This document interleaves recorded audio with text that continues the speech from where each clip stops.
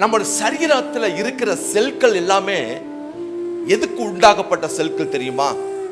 நம்ம உண்டக்கு செல்கள், ரத்தத்தில் ஓடுற செல்லு, நம்ம சரீரம், நம்முடைய கண்கள், நம்ம கொடுக்கப்பட்ட அவயவங்கள், கொடுக்கப்பட்ட ஆவி, கொடுக்கப்பட்ட ஆத்துமா, இருக்கிற செல்கள் எல்லாமே தேவனை துதிக்கும்படியாதான், தேவனை ஆராதிக்கும்படியாதான், தேவனை மகிமைப்படுத்தும்படியாதான். இந்த செல்கள் அப்படிப்பட்டதான். நம்ம செல்கள் என்ன செஞ்சிருக்கு? தேவன் நம்மளை உருவாக்கினார். தேவனை உருவாக்கும் போதே அப்படித்தான் நம்ம செல்கள் உருவாக்கப்பட்டது. அவர் ஆராதிக்க, மகிமைப்படுத்த, கனப்படுத்த, உயர்த்த.